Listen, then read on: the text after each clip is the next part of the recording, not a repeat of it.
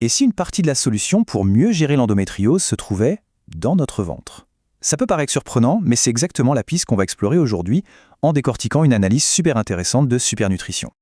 Pour commencer, un chiffre qui interpelle vraiment et qui vient de la source.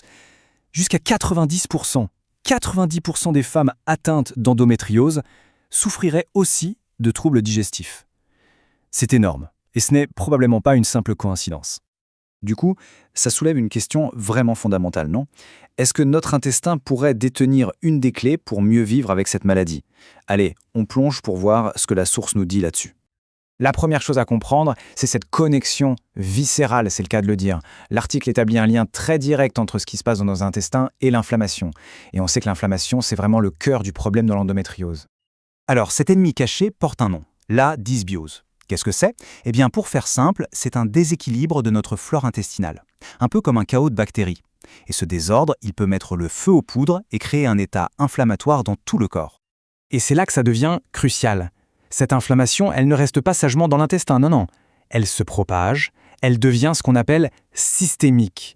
Et en se baladant dans l'organisme, elle peut venir aggraver directement l'intensité des douleurs de l'endométriose. Bon, si le problème c'est la dysbiose, quelle est la piste de solution?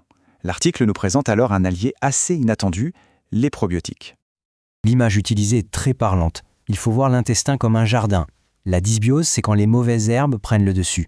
Les probiotiques, eux, ce sont les bonnes graines qu'on vient planter pour aider à tout rééquilibrer et à restaurer l'harmonie. L'objectif est donc clair. En prenant soin de ce jardin intérieur, l'idée est de pouvoir soulager un inconfort qui va bien au-delà de la digestion et d'améliorer la qualité de vie globale. D'accord, mais en pratique, comment on fait? Point super important que la source souligne, attention, tous les probiotiques ne se valent pas. C'est pas un pour tous et tous pour un. Certaines souches ont été bien plus étudiées que d'autres dans le contexte de l'endométriose. Et voici les souches clés. On a L-Gaceri, qui est un peu la vedette pour son action sur les douleurs pelviennes. Puis il y a ses coéquipiers, comme le duo L-Acidophilus et Ruteri, qui jouent plus sur l'inflammation générale, et B-Lactis, qui va aider sur le confort digestif, les ballonnements. C'est une vraie équipe complémentaire. Ok, maintenant qu'on a vu le pourquoi et le quoi, passons au comment. Comment choisir un bon complément de probiotiques? L'article nous donne justement un guide pratique pour ça. C'est une sorte de checklist en 4 points pour ne pas se tromper. 1. La concentration. 2. La diversité des souches. 3. Leur protection. Et 4. La transparence de la marque. On va regarder ça de plus près. Premier point, la concentration. Le chiffre à retenir, c'est 20 milliards. C'est le nombre minimum d'UFC, les unités formant colonie, que la source recommande d'avoir par dose pour que ce soit vraiment efficace. Pour les autres points, la diversité, c'est l'idée d'avoir plusieurs types de bactéries qui travaillent en synergie. La protection, c'est absolument crucial. Il faut des gélules qui résistent à l'acide de l'estomac pour que les probiotiques arrivent vivants à destination. Et enfin, la transparence, c'est s'assurer que l'étiquette est claire, qu'elle dit exactement ce qu'il y a dedans, sans additifs inutiles. Allez, on termine avec une petite foire aux questions, des questions très pratiques que beaucoup de monde se pose et auxquelles la source apporte des réponses. Première question, et elle est hyper importante, est-ce que c'est compatible avec les traitements hormonaux? La réponse de la source est oui. A priori, il n'y a pas de contre-indication connue.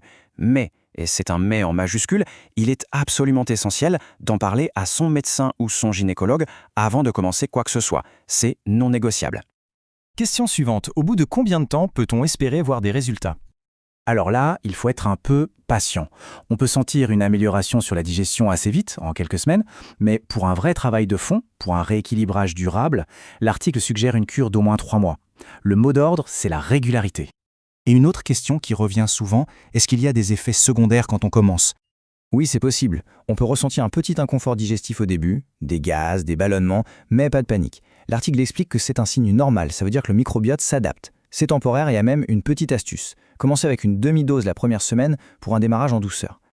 Donc, pour résumer tout ça, d'un côté, on a le problème, un déséquilibre intestinal qui peut alimenter l'inflammation de l'endométriose. De l'autre, la solution potentielle qu'on a explorée, des probiotiques bien ciblés pour aider à restaurer l'équilibre et, on l'espère, calmer le jeu. Et tout ça, ça nous laisse avec une dernière question, une question un peu plus large. Si notre intestin joue un tel rôle ici, qu'est-ce qu'on pourrait bien apprendre d'autre en l'écoutant un peu plus attentivement? Ça laisse songeur sur son importance pour notre bien-être général.